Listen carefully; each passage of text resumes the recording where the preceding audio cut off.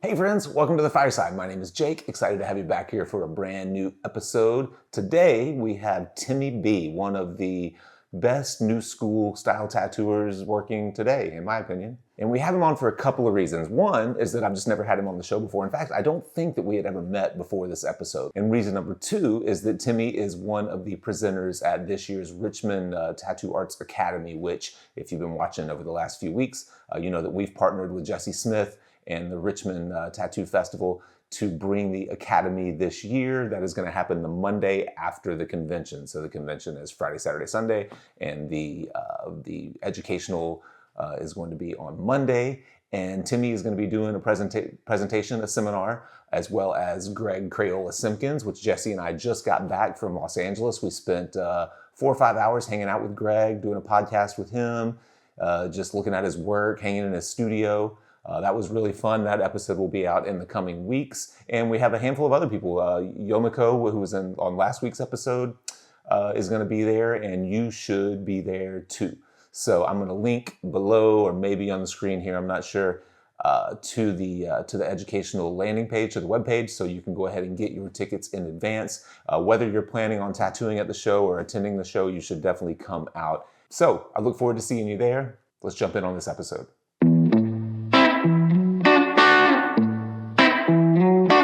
Right. Yeah. Exactly. Yeah. It was that stuff was just so mind blowing to me. I'd never seen anything like it before that. The first thing I'd ever seen. I don't know if you remember a tattooer, Randy Muller. Do you remember Randy Muller? Yeah. From Eye Candy down in New Orleans. So during Katrina, he had gone up. He was kind of, his shop was underwater and stuff. He had gone up and was tattooing with Guy when Guy was still at like Deluxe up in Chicago, and. And he came back and he was going to do a guest spot at our shop for like a month, well, because Memphis is only 5 or 6 hours from New Orleans. And he came back the day after getting this like lower leg skull cave from Guy. It was like a skull, but it was like a cave. The mouth was open. It was like a cave. And it was all done in like ochres and whites and off kind of brown tones. It was all bulbous and gnarly. And I remember him coming in that day, and I was just staring at it. Like I couldn't stop looking. I was like, I've never seen, like at that point, I'd never seen a tattoo like that in my life. It was the most mind-blowing thing I'd ever seen. No real line work, like chunky shadow shapes with all that like texture and the light tones. And I was just like, oh my God, dude! Like tattooing is changing. Oh, for sure. And I have a great story from one of my old coworkers who met Guy at like a convention, and he was just like not busy at all because like all his stuff, everyone's just looking at it like, dude, this is fucking weird, man. They're like, what is this? You're just like tattooing rocks and shit on people? But it's like, it's so funny to think that he went from being Guy Adgerton, like a nobody at this convention, 30 some years ago, to now it's like he literally reinvented the tattoo and made books about it. Yeah. It's wild. Yeah, it is. It's really crazy. I remember I had him on once years ago. I went up to his studio to Hyperspace and podcasted with him, and I remember him telling me he was using a lot of like small mags to like block stuff in. Yeah. And I was like, where did you come up with the small mag stuff and for lining? And he said that he was like learning from some guys in Indiana years ago who just never could make liners do what they wanted them to do. The only thing, like, he's like, all they really found they could work with consistently were small mags. And so they were lining with 5 mags because they weren't any good at lining with 7 liners or whatever. And he's like, and so I kind of picked it up from that. I was like, oh, that's crazy. Who would guess that? Interesting. Yeah. I mean, I've seen like other artists like Ty McEwen, like he does that too. And like I've done a few collabs with him. Dude, it scares the shit out of me. Yeah. I don't know how you're not just carving up a piece of meat right now, but it works. They heal great, and it looks amazing. So there's something to it for sure. Yeah, absolutely. So you're in Northampton, right? Yep, Northampton, Massachusetts. Oh yeah. I've been there, just passed through one time years ago. It seems like a cool town. How big of a town is it? Is it like? I mean, it's a smaller college town, but there's 5 surrounding colleges. So like it's just a small little artsy town. I don't know exactly like population-wise what we're looking at, but everything's walkable, and like it just has a lot of cool, like unique little stores, a lot of kind of hippy-dippy stuff, a lot of crystals, a lot of knickknacks, but But the general and overall like vibe of the town is great, where it's just, like I said, super artsy, very just look however you want. Nobody gives a shit, you know? Yeah. Like, I could swear on this, right? Or can I not? Oh yeah. No, yeah. That's fine. Yeah. Yeah, I went through. I was tattooing in East Hampton at the old Off the Map years ago, back when back then, and we came through and just had dinner in Northampton one night, and I was like, oh man, that's a cool. It seemed like it was bigger than East Hampton, is it not? Yeah, oh yeah, it's a little bit Yeah. bigger. East Hampton's like really a very cool place too. And I used to work at Off the Map as their every Monday guy way back when in like 2006 or something. So okay. I was familiar with both. But Northampton, at least when I first opened the shop that I'm at now, like was the bigger version. And there's a lot of live music. There's a lot of everything. And COVID hit and definitely decimated the town a little bit. But I mean, it's still thriving and it's still a really fun place. So Yeah. there's a lot of new things happening too, which is good to see. Right. I enjoyed it there. I was there in like February, so that sucked. I'm from the South, so You'll die, you'll just freeze to death up here. yeah, that part was terrible. There's like one Airbnb that I guess all the guest artists kind of stayed at. It's like who they recommended, and I thought, oh, it's a block from the shop probably, but it's not. It's like a mile from the shop, and the sidewalks were frozen solid. And all I brought were like Vans or something like that, so I was like, it was rough. But Just ice skating to the shop every day, pretty much. yeah, exactly. Oh, God. So are you at Richmond? Are you going to tattoo? Or are you just going to come and do the seminar? Or what's your plan? No, I'm tattooing all 3 days and then teaching the next day. So Nice. I'll be working and I'll be there the entire time. Awesome. Well, cool. Yeah, I was excited. Jesse had reached out and asked if I would jump in and help him this year and kind of partner on that educational piece. And so I thought that'd be really cool. And man, he really did a great job. Like we made kind of a list of artists who we'd like to invite, and we started with some blue sky stuff. And one of mine was Crayola, Greg Simpkins. And Yeah. right off the bat, he was like, "All right, I got him." I was like, "Well, sweet." So, Yeah, I can't believe that. I've never met him, but his work is, I mean, legendary. That dude's amazing. I can't Yeah. wait. I cannot wait to listen to him and just hang out with him. That's going to be incredible. Same here. Jesse and I are actually next week flying out to LA to spend 2 days podcasting with him, like at his studio and wander around and like. No shit, really? Yeah, pretty That's excited awesome. about that. Dude, that's amazing. Yeah, Yeah, that's so cool. right. Yeah, I had done a thing with last year. I'd done like kind of a documentary style thing with Dave Koenig, where I went out and spent 3 or 4 days with him. That's my man right there. Yeah, Oh, yeah. that's one of my biggest boyfriends of all time. Yeah, really, I love that dude. Same here, man. We had a blast out there, but yeah. So I sent that to Crayola and asked him. I was like, "Hey, would you be down to do something like this?" And he said, "Yeah, absolutely." So I'm excited. We'll get out there and see what it's about. That's super cool. I Yeah. love that. Well, when I first noticed, I'm going to talk a little bit just about your work, and then maybe we can talk a little bit about whatever you want to share about your seminar, what you've taught in the past, and what your idea on teaching and stuff like that. But when I first, I guess, kind of came across your work, the thing that I thought really kind of stood out to me, I've followed illustrative and new school tattooing, for a long time. You've been tattooing a long time, 20 some odd years, right? Yeah, a little over 20, yeah. So, Yeah. And so the thing that I noticed that you were doing, and a couple of other, Victor Chill, I thought was kind of doing some where you really were bringing a lot of painterly aspects into it, a lot of like atmospheric perspectives, like your background seeping into your subject matter. Whereas before that, I saw a lot of people who were using using those elements, but not in the same way, more like a sticker kind of effect or stuff like that, in the 90s. So just thinking back, that was the first thing I remember noticing, going like, oh, that's cool. He's kind of bathing like this atmosphere into whatever the foreground kind of elements are. Was just out of curiosity, like your drawing background, your art background, and like how did you kind of end up like where you are in that style? honestly, it's tough to like really pinpoint it because it's such a natural progression. Mm-hmm. But like I literally started out by doing obviously just walking stuff, and then I kind of gravitated toward realism because everybody relates to that. So I learned a lot of that atmospheric stuff from just doing realism.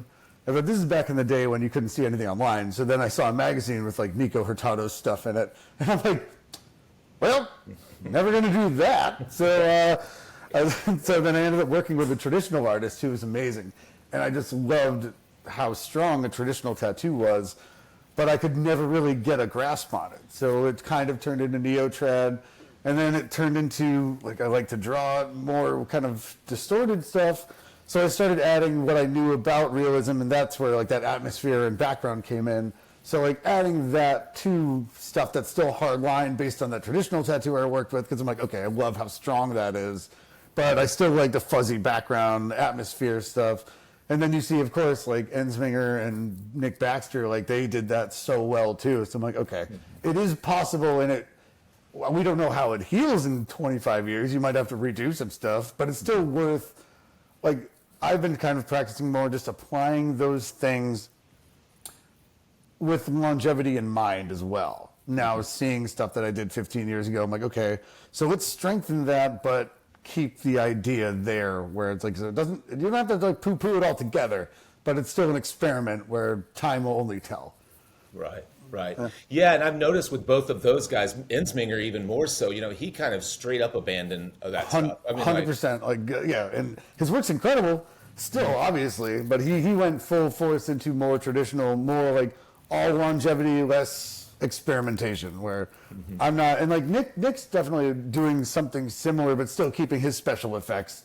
And I'm trying to just kind of like figure out the wake between everything, which who knows, like in a few years I might also do the same thing, be like, yep, couldn't make it work, somebody else can. Yeah. So we'll just see, like everything, if you just stifle growth, then there's no point in keeping going, so it's like, why not just keep looking and learning and watching how things age, keep trying stuff. That's kind of what I'm doing. Yeah. The a way that I've grown to think about it over the years, and I wonder how you approach it. I maybe 10 or 12 years ago started doing a lot of very painterly floral stuff, soft focus stuff, silhouetted, soft focus in the background, floral, but no real bold outline stuff. And then I found that over time that wasn't a great idea. So what I've been doing over the last several years is on a final session, for example, I might just say, all right, I've got 3 areas that I can use bold lines. Like where are they going to be? Like where are the areas that I would want to drive attention to the most, and then I'll come through and do that stuff towards the end. Are you pretty confident, I guess, in like your subject matter is going to be super bold, but like how it falls out, are you pretty formulaic about that, or do you come back at the end and ever go like, all right, that needs to be sharper, that can stay soft, that can fall back? I mean, I'll do both, but I definitely am more of a believer in like color lines and stuff too, where I feel like a lot of the soft mag in the background, that's what dissipates the most first. And that's what kind of like, but sometimes intentionally it could work out in your favor. It could be great where you want something to be blurry and in the background. And like, of course, like that's going to be the most blurry right off the rip. But then longevity wise, what I've seen, at least just from my experience or my technical ability, where it's like, who knows, I'm probably not getting in there enough or something. I don't know. But like, I've noticed that color lines also dissipate a lot too. So like and luckily the iPad is a great tool for this where, I always like to have a fully rendered piece before I even show a client. This is where all the strength is. This is where all the high contrast is. Your secondary piece behind it has way less contrast and maybe more color lines. Something behind that, like your subordinate, is just like, that has the least amount of actual strength to it. But everything is still going to be color lined for me unless it's just a soft background color pushing it. But I usually do like to see the whole thing in front of me ahead of time. But what I will do too is like once I make my line drawing on my color study, then I'll take out that outline layer and make sure that the piece is strong enough and not relying on outlines. So it's not a crutch. So it's like once you pull the lines out of any sort of piece, that piece still has to be so strong, contrast-wise, color theory-wise. So like if you're really relying on your black lines to shape everything, then I feel like you're kind of failing. So taking out those, like the line should be a crutch, not a crutch. Like it should be a strengthener. Yeah. Right. Does that make sense? Yeah, absolutely. So your shadow shapes and your light shapes are holding the thing together without depending. Yeah, no matter what. And then the outline is more for keeping it together and just really making sure it's a strong piece that is on skin.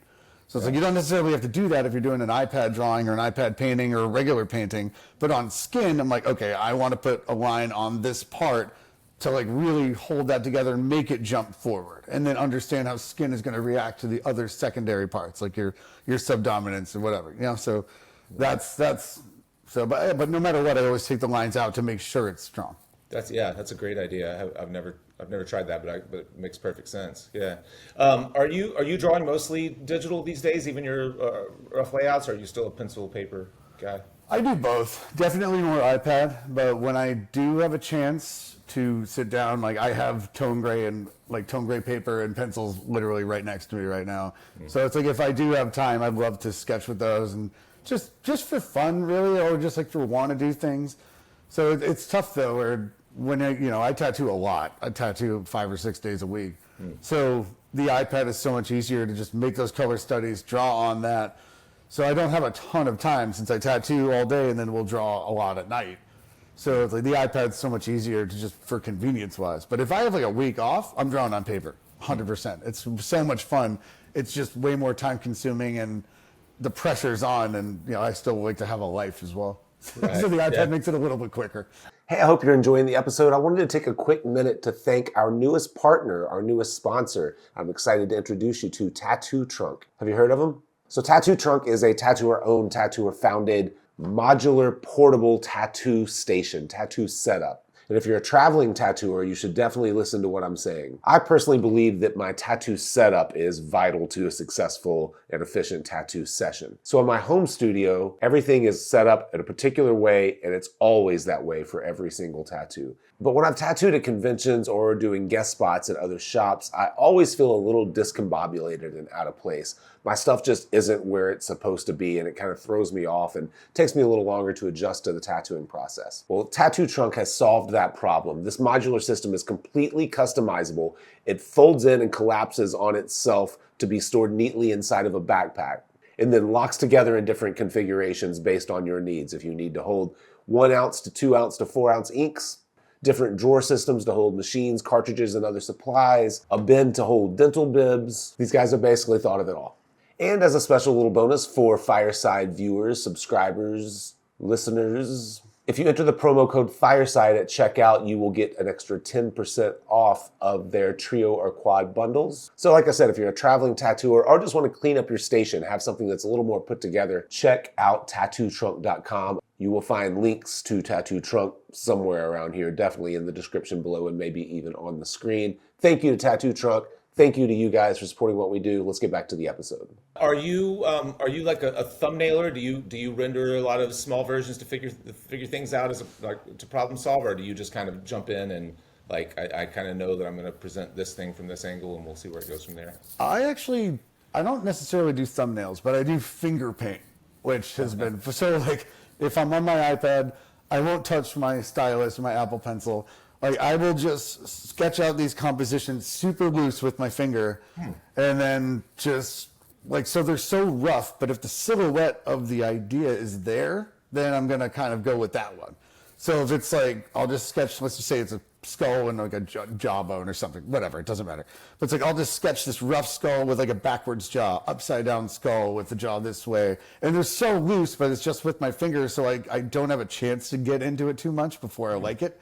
And I'll make a bunch of those, but they're huge because I draw with my whole shoulder. I draw with my arm and have to keep shrinking everything down. I have always had a hard time drawing really small. So with the little thumbnails, I can't quite do, but the finger painting has worked out for me really well. And it's fun. It's so loose. You're so big with these shapes and everything. So that's what I gravitate toward now. Yeah. Do you, and I don't know, I assume most of the time you're drawing for actual clients and not drawing much in the way of flash or whatever for these things, but are you, do you photograph the client and use draw to their body and things like that? Or you just have an idea of like, okay, it's a forearm. I kind of know it's a portrait kind of layout. I usually get a picture of the spot no matter what. Just to see, especially even just to see skin tone, shape. Are they super muscly? Are you not as muscly? And just how to manipulate that. So yeah, I always like to see the area, and then I don't usually make a tracing unless I'm working around a lot of existing tattoos. But for the most part, I always want to see that shape so I know exactly okay, if this person's shredded, then you have this deep cut on their shoulder, and you're like, okay, I can't put something linear right there. Like I can't put a straight sword or dagger over this huge muscle. It's going to look distorted and messed up. So yeah, I always like to see beforehand. Yeah, yeah.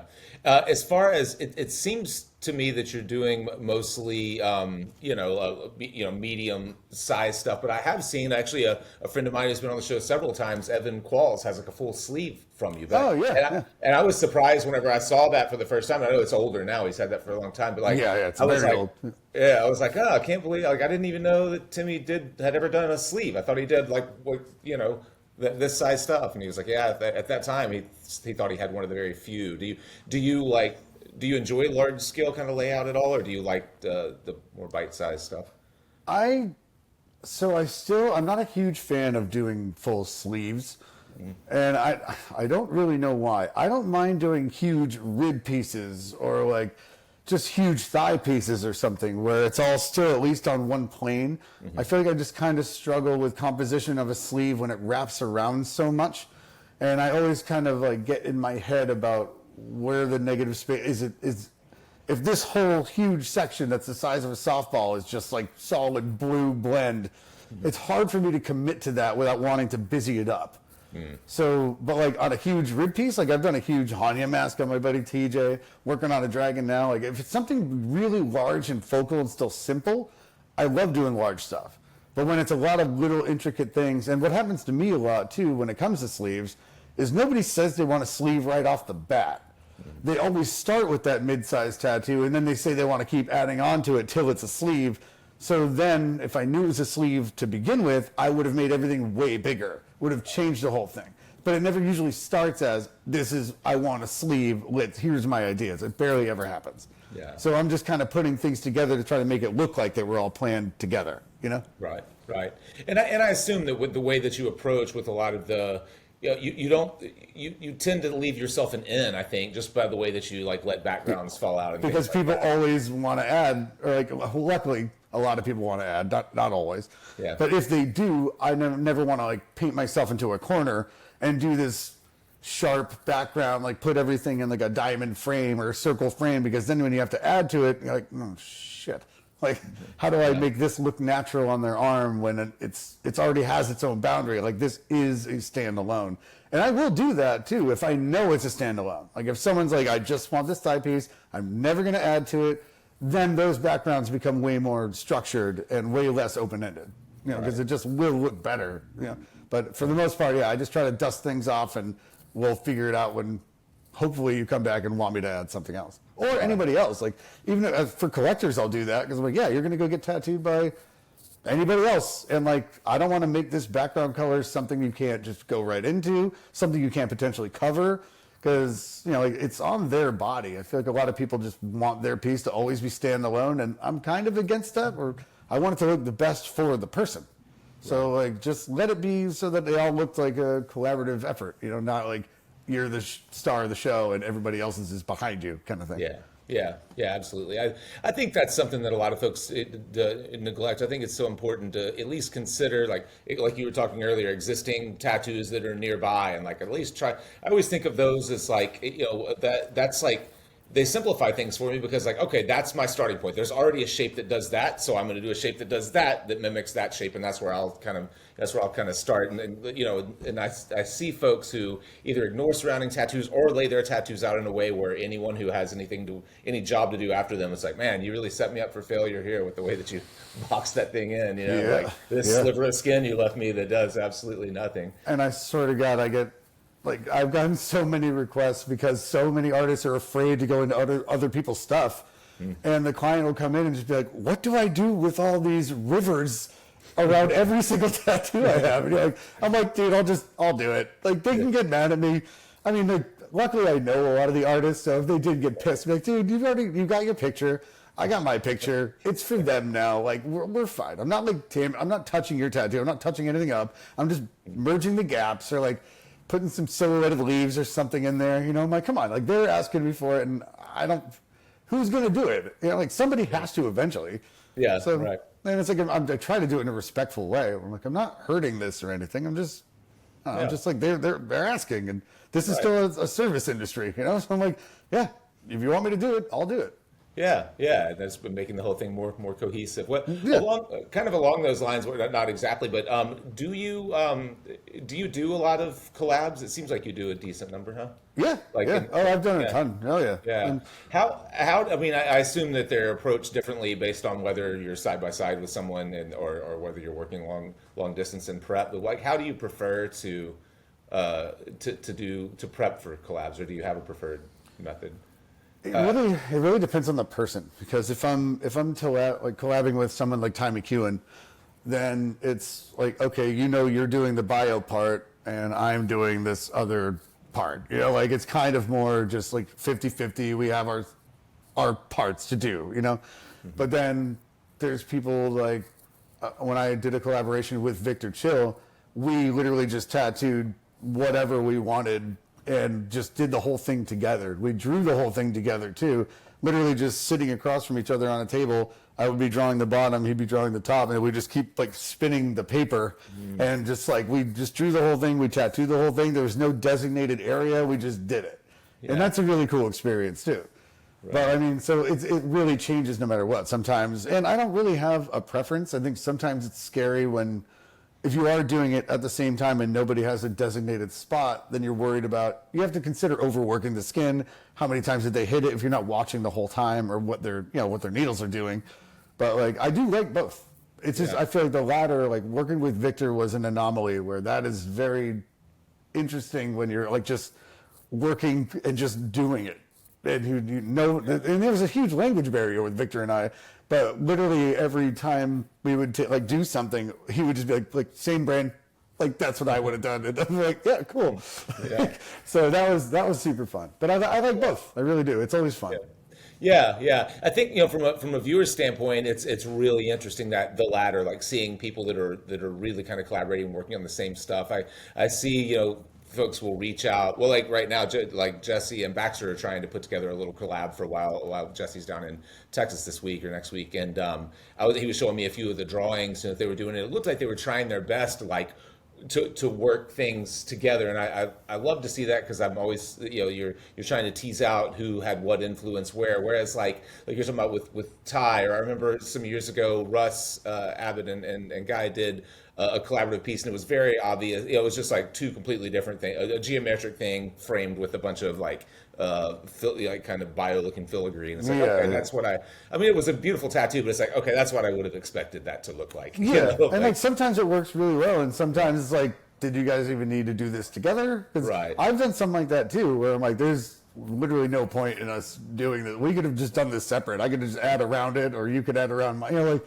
So that's why, but like sometimes it really does marry well together if you do spend the time to really draw together. But sometimes the styles are so different, it's kind of impossible. And when you do, sometimes that collaboration doesn't work. You're like, you see, just like some people, like someone's work going into someone else's, and that merger, you're like, oof, just kind of looks like that middle part just looks uncomfortable. Right. You know what I mean? Like, and like not. I have nobody in mind when I say that. It's just sometimes that is a fear of doing a collab with somebody who's so out of bounds with what you're doing. You're like, that's like, sometimes it doesn't go right. Yeah. And that's okay. It happens. Right. But it's still a very unique piece. Sure. Like, can't argue with it. Yeah. Back or continuing on kind of with your process, do you have a traditional sort of approach on, let's say, some of these medium-sized pieces? Do you like to just lay in lines in black and gray, let it heal, and color in a second session? Do you prefer to try to knock everything out together? Like, what is your kind of order of operations technically? And now it is a little more structured now, where it depends on the size. And I mean, I don't have those 12 to 15 hour tattoo sessions in me anymore. Yeah. So I usually prefer to work around like 6 to 7 hours tops at this point. And I've broken so many bones that my body kind of doesn't want me to anyway. Yeah. So, but like I do like to, I get all my gray lines in there. Like I like to have the entire stencil structured on the skin, ready to go. Then I'll do my bold lines, and I'll do my black shade. And then if around that time, I'll do a background color, or I'll start mapping in color for certain things. But I mean, at a convention, you don't have that choice. So that's when I'll like just try to do start to finish, and just you have to. There's really, I don't want somebody to wait a year for me to go back to that show. But Yeah. like at home, yeah, I like lines black, maybe background color, maybe, or at least finish a section of something and then come back to it. And Yeah. I feel like 2 sessions are just awesome, even for the medium tattoos. Like two sessions is great. You get to layer everything. You could really strengthen all the parts of it. I feel like it's wonderful. Yeah, I completely agree, and I was it's funny, I was talking to her, maybe it was on a podcast with oh shoot, with Tom Strom, Oh, and yeah, I love he him. has and he has he's abandoned like all black, like laying any gray underneath anything. He just like lines and goes straight kind of into color. And I've always kind of felt like that, in those kind of shadow tones, like even just a medium gray sort of base, in the deeper parts of the shadow, like gives it like more solidity, like makes it feel more solid to me, and I can get those transitions, smoother. And I always feel like if I just used a deep version of like a dark forest green into a whatever, it's like, man, I don't know that I trust that forest green with nothing underneath it. And I also just like to balance my darks and lights before I even get to color. And so that's yeah. But So, yeah, it's almost like making a value study before you even pour a cap of color. Like yeah. I like to pretty much do a black and gray tattoo before I even like get to color. And like just make sure it's strong enough where when they leave, even if they never came back, people would probably think it's done. But you just have to be very careful about like how smooth your gray is and how peppery your black is, but based on what color's going over it, which is something I teach about a little bit in the seminar. It's just like, if you have a bunch of like black pepper dots and you just try to put orange over it, see right through it. But if it's a nice smooth gray and it heals like, and it's just barely there, then like you'll never notice that ever. Like it's just to block in that section and know that you want this to be darker. So now you're actually committing to that value. Where it's just like, oh yeah, this can't be yellow anymore, and it never should have been. It's going to be like a rust or like a really darker orange, because like I already have that value in there, and that's what makes this piece look good. So I can't second guess it. You're like committing to your color study that I recommend everybody spends time on to show a client. So it's like you know it has to be that darker version. Yeah. Is your color palette fairly simple and straightforward, or are you like mixing a lot of complementaries in shadow tones and coming out and like using simple palettes, or do you have a pretty complex like layout? I feel like I meet in the middle there because I use a lot of weird colors, and I like to mix like with a needle bar and make sure I have my entire spectrum in the ink caps, going from like dark, mid, light, lighter, lightest, highlight. And I like that to be for every spectrum that I'm using. And then shadows, I'll always just have like a couple caps of gray or like something to diminish it a little bit for the background, and just so not everything's competing with each other.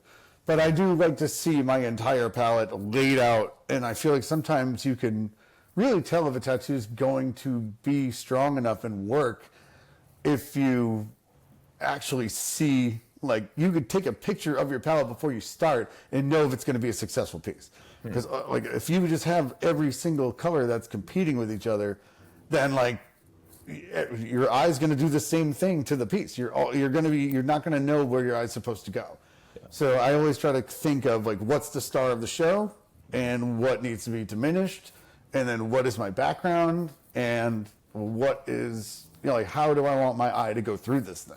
Yeah, right. So it's not a ton of colors. It's just like a variant of a lot. Like, so it's a lot of caps, but not many inks. Does that make sense? Yeah. You know what I mean? Like, yeah. Yeah, got you. And so, but you are pre-mixing most everything in the cap itself. You don't do a lot of mixing in the tube or anything like that. No. I like to see everything ahead of time. Okay. So I like to just know, like I said, you can see a really attractive palette before you start. So I like to see every spectrum of every color I'm using. Yeah. Interesting. And then it seems like you just said, like you're looking for the star of the composition, like where am I trying to point attention, and then everything else is a little more muted, a little more subdued. And then one thing that I think you do really well is like where you do have these like kind of like hot spots, where something's very bulbous, like where you catch highlights and where you use like attention grabbers. I think that's such a tricky thing, because it becomes like candy, and you want it to be everywhere, a lot of times. And so it seems like you've got a good balance of you keep it restrained, but you use use enough that it's very clear that that's like a part of your thing is to like catch these strong, like, to really identify like how a shape is coming at you or where it's like where the light's catching in and things like that. I guess that's just trial and error to get.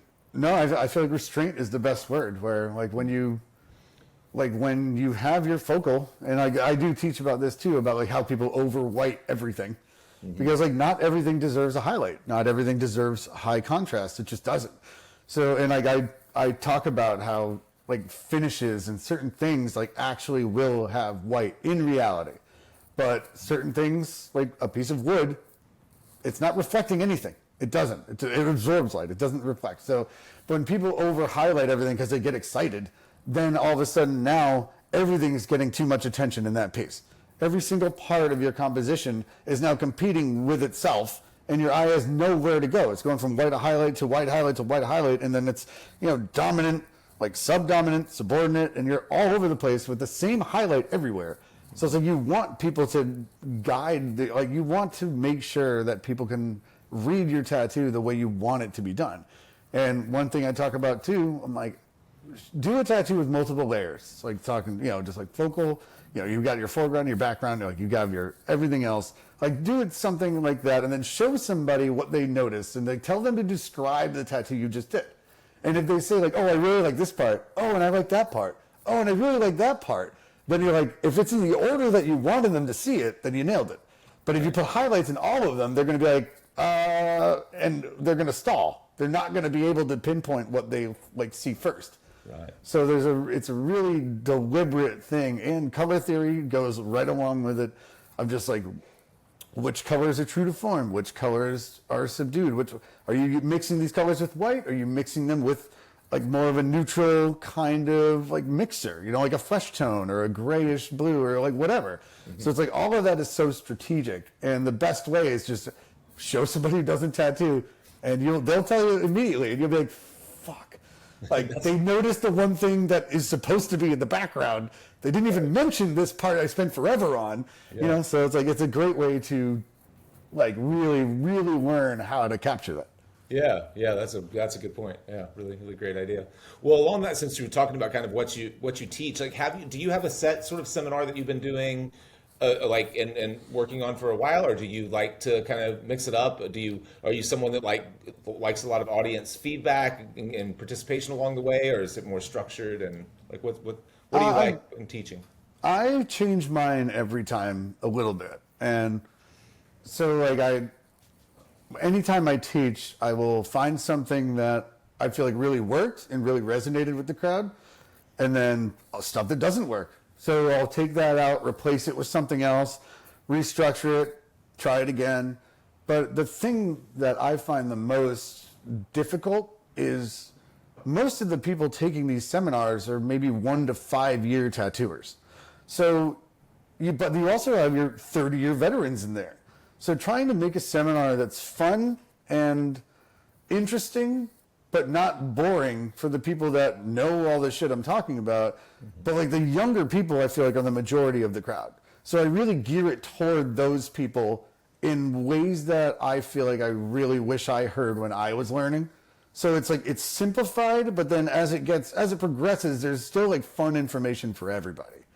But I think the biggest thing is like, sometimes I've seen people teach and it's like a college course, and I'm like, I don't know if this apprentice is ready for this, Right. So, but like I try to really keep it where there's something for everyone, and I always change it every single time I do it, like and just like I said, add, subtract, and I did a seminar recently, and I had questions while it was happening, and it made me go so like way over time I couldn't even finish it. So I think now like I do want audience participation, but I think I'd much rather do it now where no questions during, and then ask me anything when I'm done. I will sit with you for hours afterward, but I have to actually finish what I'm talking about. Yeah. Because like there's a lot of information. I have a ton to go over, and it is fun. It's cool.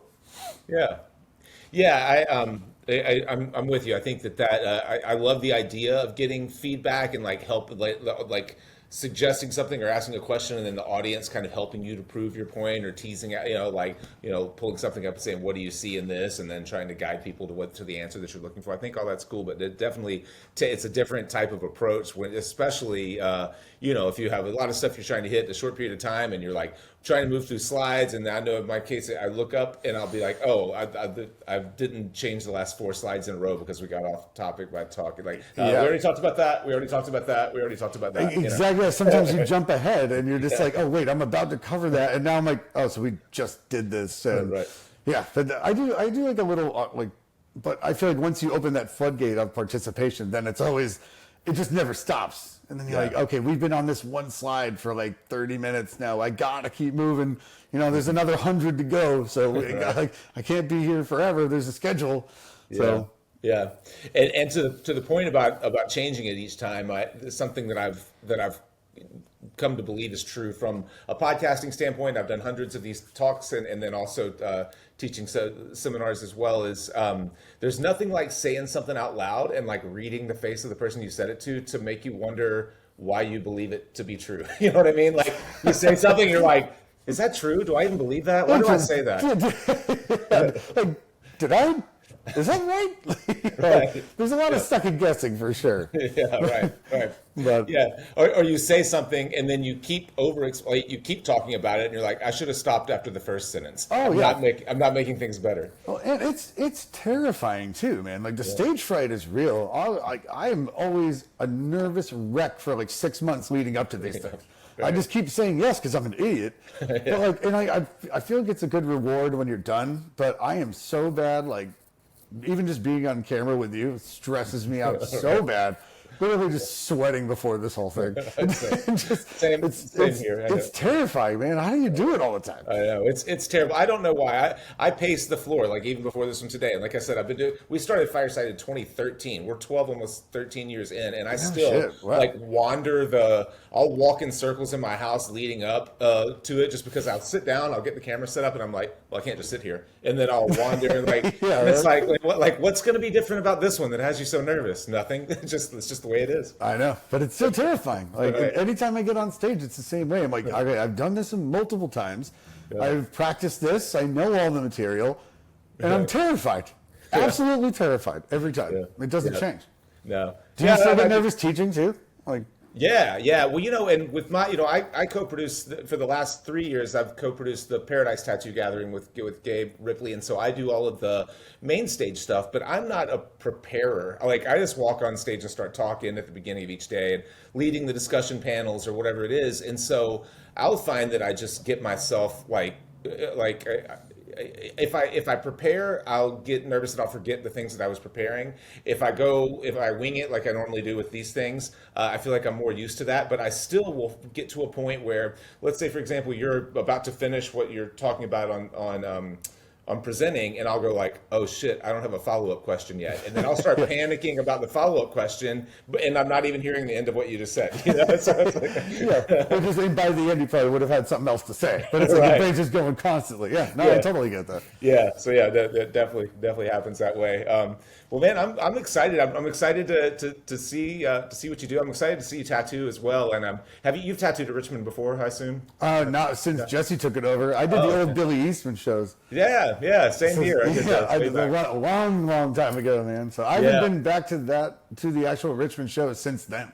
Oh, wow. Okay. Yeah. Well, Jesse has, still a lot of those guys from back then as well. It's a really interesting kind of melting pot of a group, because you still have a lot of really older tattooers, and then of course he has all the Ink Master crowd and stuff, and all the like the TV famous tattooers that are there as well. So it's interesting. It's a good like mismatch of like. I love that. Those old bastards, like, look at these fucking TV kids. What the hell are they doing in my city? Exactly. So many of my friends are going to be there that I haven't seen in a long time. So I'm definitely looking forward to it. It'll definitely be fun. Yeah, same for me, man. I appreciate you. Appreciate you taking the time. What other are you working conventions between now and then? How many are you doing like in a year these days? I slowed down a lot. I mean, I was doing like 20 a year for a few years, and now I maybe do like 5. Yeah. Well, I slowed way down. So I'm not doing anything until Richmond, and then after that, I'm doing Nashville in November. Oh, okay, cool. So So you tattooed in Nashville for a while? Is that where you did Evan's sleeve, or am I making that up? no, I worked in Nashville for a few years at Black 13. Okay. Yeah. And I've tattooed Evan, I think, almost everywhere. I think I tattooed him in Texas, probably maybe Florida too, and then Nashville, and he came to Massachusetts a whole bunch. So Gotcha. he's been everywhere. Yeah, that's right. He was tattooed in Florida for a while. Yeah, yeah. So I'm in Memphis. I'm like 2.5 hours from Nashville. It's super close. So we're through there all the time. That city is a different world from what I grew up going to. It sure is. Yeah, I lived there maybe like 15 years ago or something at this point. Yeah. And but my God, every time I visit, it's a completely different world. Yeah. It is so crazy. Right. But I have so many friends there, so I love going and just hanging out. But I couldn't live there again. That's for sure. Yeah. But I love going, and there's so much cool stuff to see, and I love again hanging out with all my old cronies, talking shit. You know? Yeah. You mentioned something about breaking a lot of bones. Are you like a skateboarder, an extreme sports person? What are you? I sure was a skateboarder. Okay.